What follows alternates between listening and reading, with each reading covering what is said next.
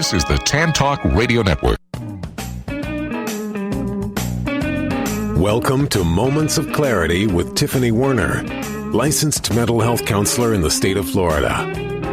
Moments of Clarity's mission is to educate and end the stigma on mental health through the inspirational stories of our exceptional guests. You can join in the show by calling Tiffany toll-free at 866-826-1340 or on Facebook and Twitter at MOC with Tiffany. Now, here's Tiffany Werner. Hey, and thanks for listening. This is Moments of Clarity. My name is Tiffany Werner, and I'm a licensed mental health counselor, and I'm your host. And I'm excited to have a great show today. There's a lot of great information, and we have a qualified expert dog handler that is very trained on handling our furry friends. And everyone's going through this pandemic in their own way, kids, adults, but our pets are too. And before we start the show, of course, I want to say hi to Ed behind the glass, and who's running frontliner for the station to make sure that everything keeps going as it should, even though he would probably rather be at home and safe from the pandemic. So thank you so much, Ed. On a rainy Friday. I know, it's nice. It's raining.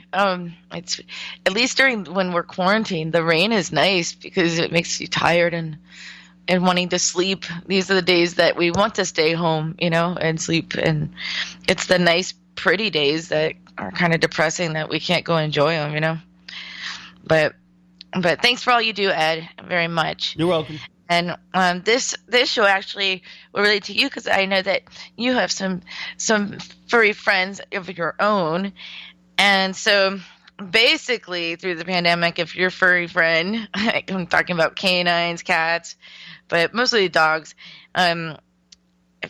is driving you crazy while on lockdown, or if you want answers to your burning dog questions, now is your chance to really ask. My guest today is an Army veteran where he served as an elite K-9 handler through several tours of duty. He has actually survived 5 different tragic and life-threatening illnesses, and we're going to get through that as well. And also, he's a published author with great tips and some online virtual classes that he's going to be offering, and published author of several training books for canines, and a good friend of mine. And I want to welcome to Moments of Clarity, Ryan Matthews. Hi, Ryan. Wow, Tiffany, thank you for the introduction. How are you? I'm happy to be here. It's so great. I love having a variety of guests that not only understand mental health, but ways that we can cope. And a lot of us, and inspirational stories of exceptional guests, and how people can, mental health does not discriminate against anyone, of course, but a lot of times, a lot of coping skills and a lot of support come from our animals. So I'd like to start in the beginning and kind of give us a little bit of your background. I know I kind of gave you a little bit in the bio, but how you got to where you are today, your moment of clarity, and let's just start with that. Geez, it's been quite the journey, and really I got my start with dogs in the Army. I didn't have dogs growing up, and so the funny part was my very first dog was this huge 95-pound German Shepherd that was trained to attack. And so that was my very first dog. And it was really intimidating, and at the same time it was a lot of fun. And that sounds like fun. 95-pound German Shepherd that was trained to attack.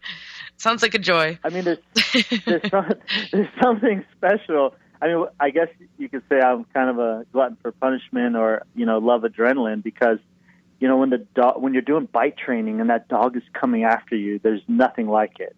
And of course, you're in a protective suit. I guess I need to make that part clear. But okay. It was a lot of that's important point to mention, right? And so it makes it a little more understanding that. Not quite as exciting though, right? But they have different bite suits. So like some are very thin and some are like the big puffy Michelin Man kind of suit that you can hardly run in. And if you fall, it's hard to get up. And so depending upon the bike, you really feel it. Kind of like the kids in A Christmas Story where they bundled them up because it's cold outside and they can't walk because their arms are out and they're overgeared. And if they fall down in the snow, they can't get up because they're in their snowsuits and parents over. That's exactly it. That's exactly it. The problem is if you're on the ground and the dog's mouth is pretty much right there, that's not always the best place to be. But that's how I got my start. It was a lot of fun, and until it wasn't.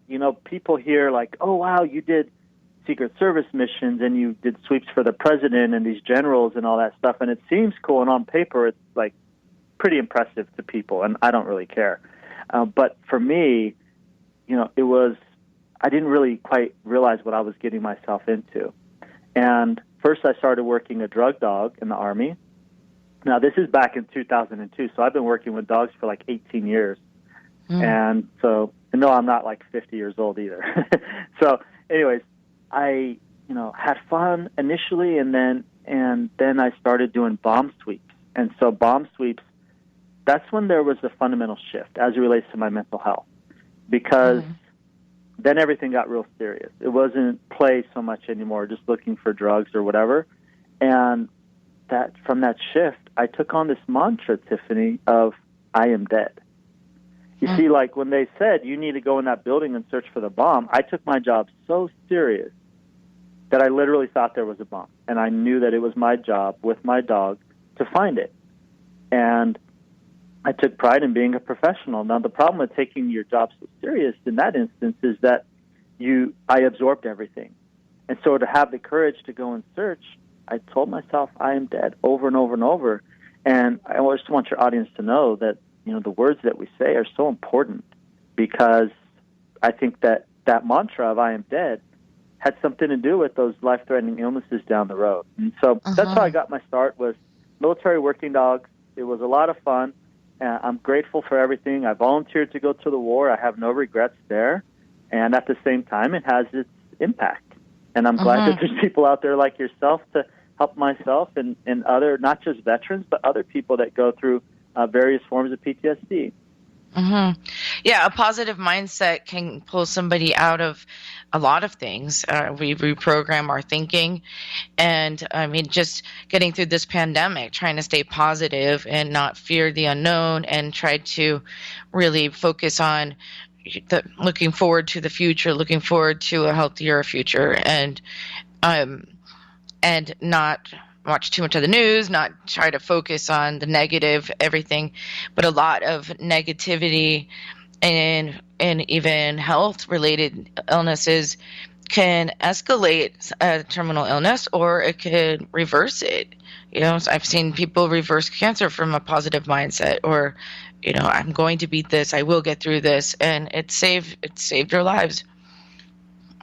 So I agree.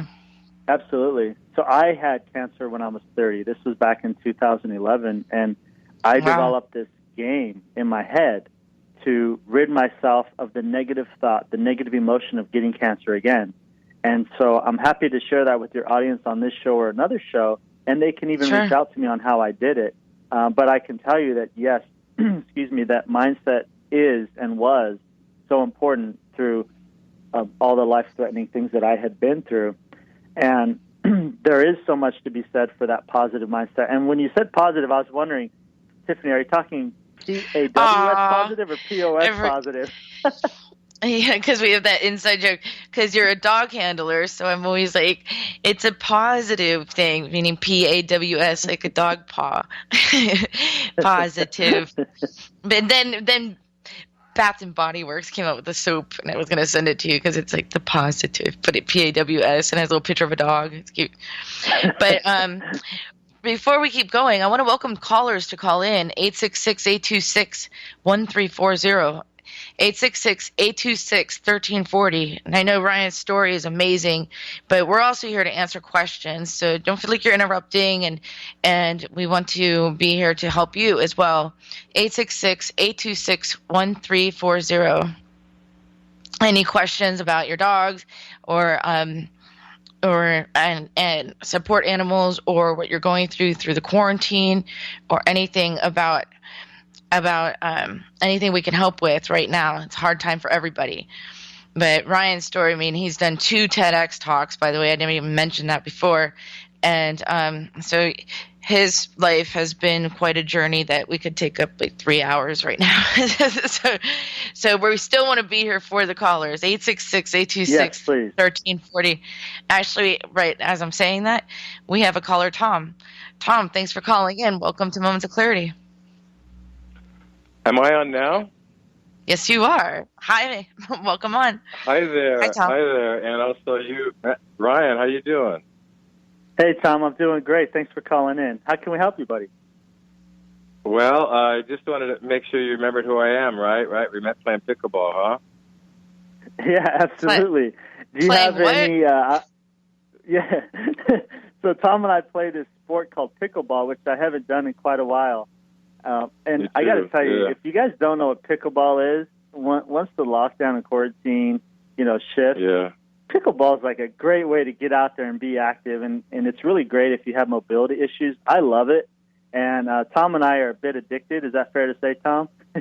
Oh, yeah. I mean, I see you out there, and I know we wave and stuff, but it was never like that first meeting or even the second time we met when I met that dog you were working with. So, Ryan, I've been really let's stay on topic. We'll do pickleball another show. Right.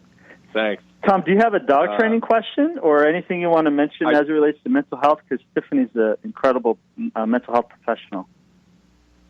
Well, that's exactly what I called about, and I'm glad that you did, remember me and the pickleball and all the intensity to it.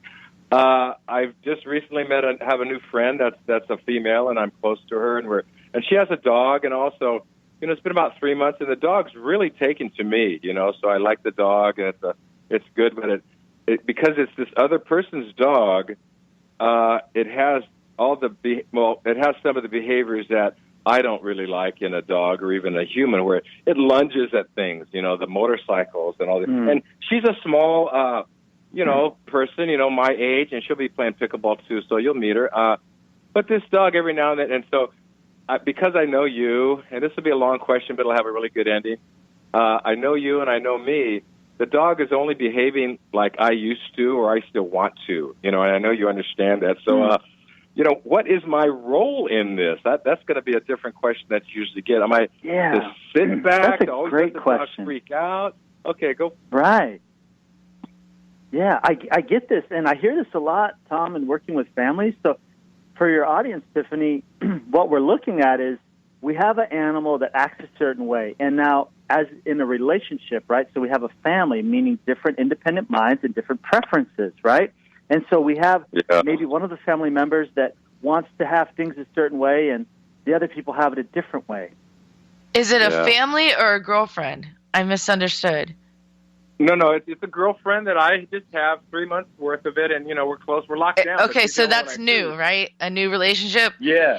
Yeah, okay, so before you start bossing your dog around or getting all, tied into that, I'd see where the relationship goes first, because some of us are really attached to our pets, and I got to tell you, when people come over and start bossing my dog around or whatever and acting all sit or go or whatever, pushing them off, it's kind of a turn off, to be honest. 3 months in doesn't get your foot in the door that deep.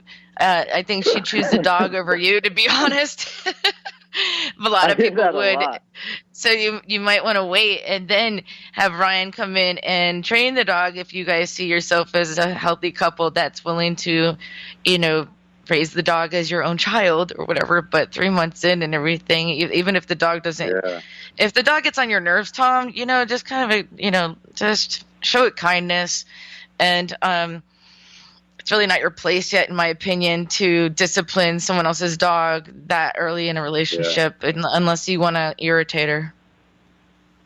There is this. No, I'll definitely take that for sure. I don't discipline him. It's a boy. It's only about a 15, 20-pounder dog, so it's not a yappy, but he jumps on my lap. I'm okay with dogs. So let's start over. I'm good with the dog, and he does respect me when I push him down or whatever I have to do. But a lot of it is, and that's how they treat him. So when he's told to go off, it's just push him off. It's not like down, little pretty dog. It's Okay. sort of all. So, hey, I'm Tom, feeling when the dog jumps